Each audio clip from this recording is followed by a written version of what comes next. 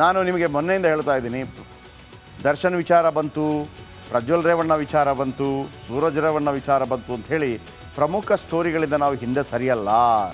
ವಾಲ್ಮೀಕಿ ನಿಗಮದ ಬ್ರಹ್ಮಾಂಡ ಭ್ರಷ್ಟಾಚಾರ ಹೋಯ್ತು ಅಂತ ಅಂದ್ಕೋಬೇಡಿ, ಅದು ಮತ್ತಷ್ಟು ಬಯಲಾಗ್ತಾನೇ ಇದೆ. ಇದೀಗ ನಿಗಮದ ಅಕ್ರಮಕ್ಕೆ ಭೂಮಾಫಿಯಾ ಲಿಂಕ್ ಇರೋದು ಬೆಳಕಿಗೆ ಬಂದಿದೆ. ಭೂಮಾಫಿಯಾ ಅಲ್ಲದೆ ಕಮಿಷನ್ ಕಳ್ಳಾಟಗಳು ಬಯಲಾಗಿದೆ.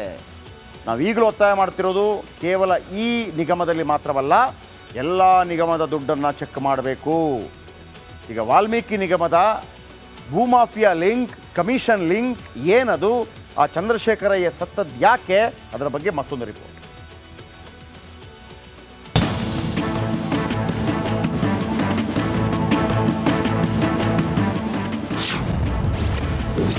ವಾಲ್ಮೀಕಿ ನಿಗಮ ಅಕ್ರಮಕ್ಕೆ ಭೂಮಿಯ ಲಿಂಕ್, ಬಾಕಿಗಾಗಿ ನಡೆದೋಯ್ತು ಮಹಾ ಹಗರಣ. ರಾಜ್ಯ ರಾಜಕೀಯದಲ್ಲಿ ವಾಲ್ಮೀಕಿ ನಿಗಮದ ಬ್ರಹ್ಮಾಂಡ ಭ್ರಷ್ಟಾಚಾರ ಭಾರಿ ತಲ್ಲಣವನ್ನುಂಟು ಮಾಡಿದೆ. ಭ್ರಷ್ಟಾಚಾರದ ಬಗ್ಗೆ ನಾವು ಬ್ರೇಕ್ ಮಾಡಿದ್ದ ಸುದ್ದಿ ರಾಜ್ಯಾದ್ಯಂತ ಸಂಚಲನ ಸೃಷ್ಟಿಸಿದೆ. ಇದೀಗ ಅದೇ ಫಾಲೋಅಪ್ನಲ್ಲಿಯೇ ಭೂ ಮಾಫಿಯಾ ಲಿಂಕ್ ಇರೋದು ಪತ್ತೆಯಾಗಿದೆ. ಮಾಜಿ ಸಚಿವ ನಾಗೇಂದ್ರ ಆಪ್ತ ನಾಗರಾಜ್ ನೆಕ್ಕಂಡಿಯೇ ಪ್ರಮುಖ ಪಾತ್ರ ವಹಿಸಿರೋದು ತಿಳಿದು ಬಂದಿದೆ.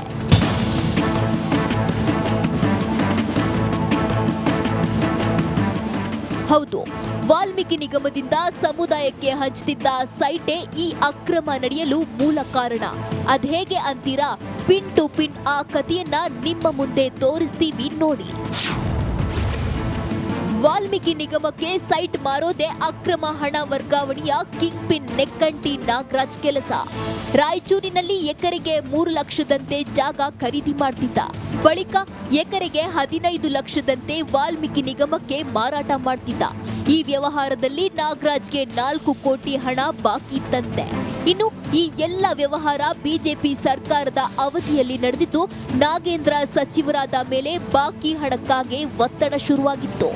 ಎಂಡಿ ಪದ್ಮನಾಭ್ಗೆ 10% ಕಮಿಷನ್ ನೀಡೋದಾಗಿ ಹೇಳಿದ್ದ ನಾಗರಾಜ್ ಮೊದಲೇ ಪದ್ಮನಾಭ್ಗೆ 25 ಲಕ್ಷ ಅಡ್ವಾನ್ಸ್ ನೀಡಿದ್ರಂತೆ. ಇಷ್ಟೆಲ್ಲ ಬೆಳವಣಿಗೆ ಮಧ್ಯೆ ಮಾಜಿ ಸಚಿವ ನಾಗೇಂದ್ರ ಬಂಧನಕ್ಕೆ ಕೂಗು ಜೋರಾಗಿದೆ. ಬಳ್ಳಾರಿ ಜಿಲ್ಲಾಧಿಕಾರಿ ಕಚೇರಿ ಮುಂದೆ ಮಾಜಿ ಸಚಿವ ರಾಮುಲು ಅಹೋರಾತ್ರಿ ಧರಣಿ ನಡೆಸಿದ್ದಾರೆ. ಸಾಕ್ಷ್ಯಾಧಾರಗಳಿದ್ರೂ ಎಸ್ಐಟಿ ಅಧಿಕಾರಿಗಳು ನಾಗೇಂದ್ರ ಬಂಧಿಸಿಲ್ಲ ಏಕೆ ಅಂತ ಪ್ರಶ್ನೆ ಮಾಡಿದ್ದಾರೆ.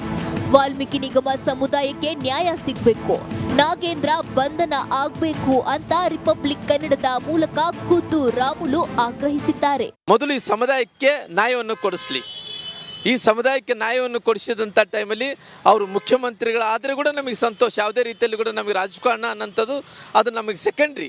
ಆದರೆ ಸಮುದಾಯಗಳಿಗೆ ಅನ್ಯಾಯ ಆದಂಥ ಟೈಮಲ್ಲಿ ಇವತ್ತು ಉಪಮುಖ್ಯಮಂತ್ರಿ ಆಗ್ತಾರ, ಇಲ್ಲಿ ಮುಖ್ಯಮಂತ್ರಿ ಆಗ್ತಾರೆ, ಅದ್ರ ಡಿಬೇಟ್ ಬಗ್ಗೆ ನಾನು ಮಾತಾಡೋಕ್ಕೆ ಹೋಗಲ್ಲ. ಈ ಸಮುದಾಯಗಳಿಗೆ ಮೊದಲನೇ ಆದ್ಯತೆ ಇವರಿಗೆ ಜಸ್ಟಿಸ್ ಸಿಗಬೇಕು. ನಾಗೇಂದ್ರ ಅವರು ಏನು ತಪ್ಪು ಮಾಡಿದಾರೋ ಅವರು ಬಂಧನ ಆಗಬೇಕು. ಒಟ್ನಲ್ಲಿ ನಿಗಮ ಹಗರಣ ದಿನದಿಂದ ದಿನಕ್ಕೆ ಒಂದೊಂದು ಹೊಸ ಟ್ವಿಸ್ಟ್ ಪಡೆದುಕೊಳ್ತಿದೆ. ಭ್ರಷ್ಟಾಚಾರದಲ್ಲಿ ಭಾಗಿಯಾಗಿರೋ ಒಂದೊಂದೇ ಲಿಂಕ್ಗಳು ಬೆಳಕಿಗೆ ಬರ್ತಿದೆ. Bureau report, republic Kannada. ನೋಡಿ, ಇವತ್ತು ಕೂಡ ನಮ್ಮ ಪ್ರಶ್ನೆ, ವಾಲ್ಮೀಕಿ ನಿಗಮದ ಸಮುದಾಯಕ್ಕೆ ಸಿಗಬೇಕಾದಂಥ ದುಡ್ಡು ಅದು. ಇವತ್ತು ವಾಲ್ಮೀಕಿ ಸಮುದಾಯದ ಸತೀಶ್ ಜಾರಕಿಹೊಳಿ DCM ಆಗಬೇಕು ಅಂತ ಪ್ರಯತ್ನ ಪಡ್ತಾ ಇದ್ದಾರೆ. 2028ರಲ್ಲಿ ಮುಖ್ಯಮಂತ್ರಿ ಆಗಬೇಕು ಅಂತ ಪ್ರಯತ್ನ ಪಡ್ತಾ ಇದ್ದಾರೆ. ಆಗಲಿ, ಯಾರು ಬೇಡ ಅಂದರು, ಒಳ್ಳೆ ವಿಚಾರ. ಆದರೆ ನಿಮ್ಮ ಸಮುದಾಯವನ್ನು ಅಷ್ಟು ಪ್ರಬಲವಾಗಿ ಸಿಗಬೇಕು ಅಂತ ಹೇಳುವವರು ಆ ಸಮುದಾಯಕ್ಕಾದ ಅನ್ಯಾಯದ ಬಗ್ಗೆ ಯಾಕೆ ಧ್ವನಿ ಎತ್ತುತ್ತಾ ಇಲ್ಲ? ರಾಜಣ್ಣ ಯಾಕೆ ಧ್ವನಿ ಎತ್ತುತ್ತಾ ಇಲ್ಲ? ಎಸ್ ಟಿ ಸಮುದಾಯಕ್ಕೆ ಆಗಿರುವಂಥ ಅನ್ಯಾಯದ ಬಗ್ಗೆ ಉಗ್ರಪ್ಪ ಯಾಕೆ ಧ್ವನಿ ಎತ್ತುತ್ತಾ ಇಲ್ಲ? ರಮೇಶ್ ಜಾರಕಿಹೊಳಿ ಯಾಕೆ ಧ್ವನಿ ಎತ್ತುತ್ತಾ ಇಲ್ಲ? ಪ್ರತಿಯೊಬ್ಬರು ಹೇಳೋದೇನು, ನಮ್ಮ ಸಮುದಾಯ ಇಷ್ಟು ದೊಡ್ಡದು, ಸಮುದಾಯಕ್ಕೆ ಆದ್ಯತೆ. ಅರೆ, ನಿಮ್ಗೆ ಆದ್ಯತೆ ಕೊಟ್ಟಿದ್ದಾರಲ್ಲ, ಕೇಳಿ ಪ್ರಶ್ನೆಯನ್ನು. ಈ ಪ್ರಶ್ನೆ, ಈ ವಾಲ್ಮೀಕಿ ನಿಗಮದ ಬ್ರಹ್ಮಾಂಡ ಭ್ರಷ್ಟಾಚಾರ ಇವತ್ತು ಬೆಳಗ್ಗೆ ನಮ್ಮ ಕ್ರೈಮ್ ರಿಪೋರ್ಟರ್ ಸುನಿಲ್ ಅದ್ಭುತವಾಗಿ ಹೇಳ್ತಾ ಇದ್ರು. ತನಿಖಾಧಿಕಾರಿಗಿಂತ ಚೆನ್ನಾಗಿ ಹೇಳ್ತಾ ಇದ್ರು. ಆ 83 ಕೋಟಿಯನ್ನು 700 ಅಕೌಂಟ್ಗಳಿಗೆ 10 ಲಕ್ಷ ಥರ ಯಾವ ರೀತಿ ಆಗ್ತಾಯಿದ್ರು, ಅಲ್ಲಿಂದ ಹೇಗೆ ಅದನ್ನು ಕ್ಯಾಶ್ ವಾಪಸ್ ತಗೋತಾ ಇದ್ರು, ಒಂದೊಂದು ಮಾಹಿತಿ ಬಿಡೋದಿಲ್ಲ ರೀ. ದರ್ಶನ್ ಸುದ್ದಿ ಇರಲಿ ಇಲ್ಲದೇ ಇರಲಿ, ಇದನ್ನಂತೂ ಬಿಡೋದೇ ಇಲ್ಲ.